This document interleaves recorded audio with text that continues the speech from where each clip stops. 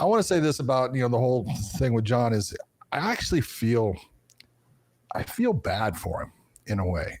And why I say that is, Josh, no matter how anyone feels about him personally, or you don't like that he took PEDs or any of that, he was unbelievable when he was in that cage. Mm-hmm. As a fighter, that guy was absolutely just freaking incredible.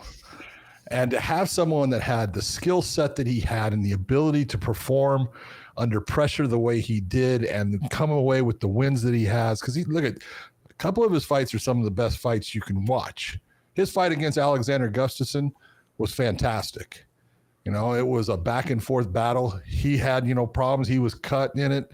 He comes back and he lands a freaking spinning elbow that basically turned the fourth round around for him. He would have lost it if he didn't do that, where he connected and hurt him. It's just all these different things that, throughout his career. He had an incredible career. And I honestly look at it like there's a ton of people out there that go, thank God he's gone. I'm tired of him. I'm tired of, just the bullshit that surrounds him. I'm tired of, this thing, like this stupid thing with the, the car incident here again. And that's a shame because, there's only so many people that can do it at that highest level, and they don't come around every year. It takes a long time to get someone to step in and fill those shoes, and to have, even me, I'm being honest, the feeling of, so what? I'm just being honest. I don't care, because at this point in his career, with what he was doing, like with Aspinall and stuff, and again, I'm going to say right now, he is not afraid of Tom Aspinall. But what he is he's in a position that he can't get excited. He can't he can't get himself, that person really freaking excites me. And he's tired. He's tired of the sport. He's tired of, the commitment to the gym. He's tired of, having to do things a certain way while he has a fight. He wants to be free and do things all the time the way he wants, which scares me for who he is as a person and his personality and what he does, because I think he's going to get in trouble. And I hope he doesn't. I hope he has a great, rest of his life. He's got a lot of money, but that money will go fast and people will take it. So he needs to be careful. John, okay, so I agree with you. He's not afraid to fight Tom Aspinall. That's not. I don't even think that's even in his mindset. He's not that person. Now, on top of that, though, let me ask you this, because it was posed to me this question as well. He's not afraid to lose. He's not afraid to fight Tom Aspinall, but is he afraid to lose? Just period. Sure. Doesn't matter if it was to Tom Aspinall. Stop. To anybody. Yes, he's afraid to lose because that it really hasn't happened. And the more you go, every time you go, there's always going to be that possibility. Yeah. So is it like his biological fight clock is absolutely ticking? It's just ticking, and he's just thinking to myself, if I keep stretching it one more time, do I is this the one? Yeah. It's not that I'm afraid. It's like I'm not afraid of fighting him, but just out of numbers and God and whatever, is this the one? Because I don't want it to be the one. I want to end it at the right time. And I think that's really what it is, and it's like I said, God bless him. Good luck to him. Please be smart, because if he continues on the road that we've seen throughout his career, he's going to end up with no money. People are going to sue the shit out of him. He's going to end up doing something that gets him in a position he's going to lose that money. And I don't want to see that happen. John, he's got, no matter how you feel about him fighting wise, like he's a very talented fighter. I don't have him as the top of my GOAT list just because of the PEDs. I can understand that. And I got GSP, and that's just where I'm at with the totally whole understand. Thing. Which is funny because we had this conversation about like who's at the top of the GOAT list, or not GOAT list, but the pound for pound list. GSP's never been at the pound for pound list. He's never been number one at pound for pound. Never. No, never. Which is insane to me. And then I have him as a GOAT, which now makes me look like a total jackass. Like, how can you not be? How can you be pound for pound? How can you be the GOAT when you've never been pound for pound? Because at the time, let's be honest, you had GSP in the welterweight division.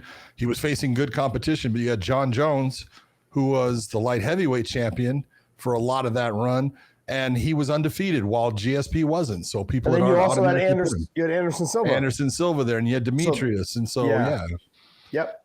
Yep. But then when I look at it, like those two guys have tested positive. So then I move those two guys out on the side, and now you can say it's between DJ and GSP, and I put GSP ahead of DJ.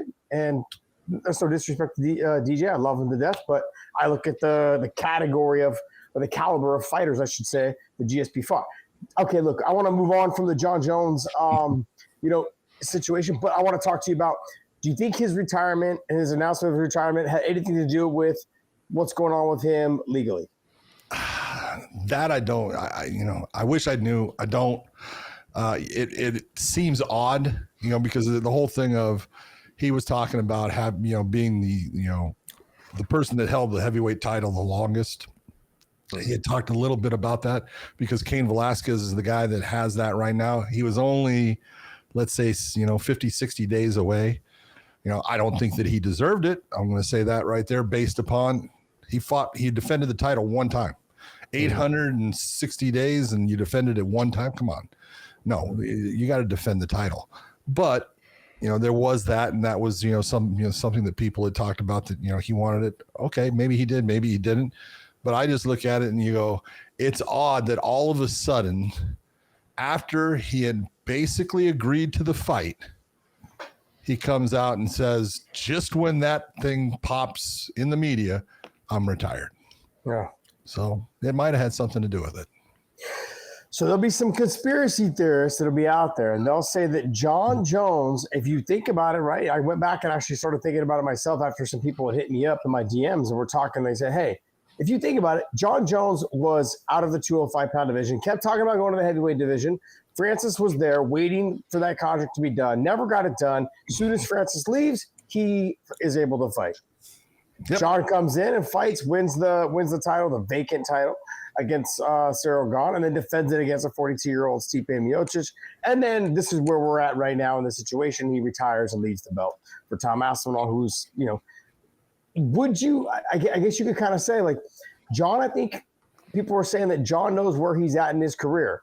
His lackluster performances against Dominic Reyes, against Santos, those two performances. And then he gets into the heavyweight division. He fights a guy who's just all kickboxing, no takedown defense, wins the title. Then he fights a 42-year-old. He was adamant about fighting the 42-year-old. A lot of conspiracy theorists be like, he's not afraid, but he's more concerned about his legacy right now. And that like, he does not want to lose. He's considered the greatest. If he loses now, it'll tarnish everything he's done. I wouldn't say it'll tarnish everything he's done because guys like Muhammad Ali and other guys said they lost at the end. Josh, what's the key to success? Winning. Failure. Failure. So? Yeah, absolutely. Explain that to me because I'm like I'm a 5-year-old. Because if you're going to be someone that is successful, you have to attempt things and you have to do things and you have to make mistakes and you have to have failure for you to figure out, what? It's not the end of the world if I have the failure. It's what I do when I fail. How do I correct those wrongs that made me fail? Where do I go? And then off of that, I get success. Michael Jordan was the one that, came up with the whole thing. How many times that I have failed? And all that failure has led to my success. And it's true. But you have people, that they look at the fact of possibly losing as something that they just mentally can't accept. And, that might be where he's at with it. It's like, why have I gone this long? Mm-hmm. Why have I been out there and taken this many chances to now, after I've succeeded and proved everybody wrong in all these fights? Why am I going to put it on the line one more time? Why? Do I need it? Yeah. I mean, I've said this I've said this multiple times. No matter what Jon Jones did, if he fought Tom Aspinall and beat him, okay, there's always going to be one more guy. It's going to be like, well, he's got to fight this guy now, and to validate it. No. Like, and people will always find a reason for him. He's ducking this person. And if he did fight Tom and he lost, he was never that good. Or he just was ducking him. He didn't want to fight him. And then he finally was forced to. And this is where you're at. You can also take a look and say, he could be, in one of those positions where he's going, well, let's see. I beat Cyril Gane in basically 2 minutes, right? When Tom doesn't, all I got to do is get on and say, yeah, 2 minutes is all it took me. And it's almost like I'm proving that I could have beaten Tom without having to fight Tom. Just saying. That's true. Yeah, very true. Very true. I guess here's the last thing before I wrap all this up on the Jon thing is he's got some inner demons. And whatever it is, does it look and put all the fighting stuff aside, whatever those inner demons are, because I've been thinking about this a lot, in the Jon Jones situation and with what's going on with him and with him being basically charged with all these things. He's got to figure it out, Jon. Like, no matter how you feel, I'm not a fan. I'm not a fan, and just not only just for other reasons because he fought DC and the things that were done and this and that. I'm not a fan because of the broken arm with the female. I'm not a fan because of a lot of reasons. Okay. But what I am a fan of is of just humans. I want him to get his shit. I want him together. to be successful with his life. It doesn't matter. I don't even care if he's successful. I just want him not to be a fucking burden on society and a burden to himself and a burden to his kids. Like, think about that, Jon. Like, his kids they're probably reading the shit that's being said about his dad right now, and some girl being naked from the waist down, found drunk in a car that he potentially or allegedly ran away from. Like, it doesn't matter how you feel. I think to myself, I'm like, did you listen to it? I didn't listen to it. Was there audio to it? Oh, they have audio on it. Yeah. I mean, for me, it's not good. No. It's not good is there anything that gets him there at the scene? Because he basically, from what I understand, said he was never there. She left the house, and that's how she left my house. He is verbal over the phone. You can hear, you can tell it's Jon. If you know Jon's voice, it's Jon, and he's making statements that you go, stop. As far as he's saying that he has friends that, can get rid of people and things. It's like, what are you doing? He's drunk. You can tell, just by the way he's slurring his words. He's been, he's under the influence of something. Maybe it's not drunk. I don't know. But you just look and you go, once again, how many times? And, and look at, this is the problem with it is, Josh, these are the times he's been caught. This isn't like, this is, he just, every time he does it, he gets caught. No, sorry. He has a pattern. He keeps on going back to that pattern. That pattern is going to bite him in the ass big time on one of these. Yeah, no matter, like I said, no matter how you feel about him, and like I said, I'm not a Jon Jones fan. I'm not going to deny what he's done inside the cage, but I'm going to simply say I want him to either seek help or get help or to make sure that he gets his life on the right path. You've got to. I think he's still married. He's got a wife. He's got kids. Whatever it is. Not married. He was never married. Okay, well, but that's his domestic partner or whatever you want to call him. Yeah, I would like him to. I'd like to see him get his shit together because I honestly believe that he's got so much knowledge and so much ability to give to other people. He's got so much that he could share with so many other athletes that would come into whatever gym it is that he's at, and whether it's Greg Jackson's, whatever it is, and share that knowledge to have those people live a successful life like he did. And the ones that gave him the knowledge, and shared every single ounce of what they've learned to him, I feel like if he could just learn to give that back, maybe it would settle his mind a little bit. I don't know. Maybe he's chasing that. You hear this all the time, Jon. Not just fighters, but sports fanatics, gamblers. They're chasing that next high.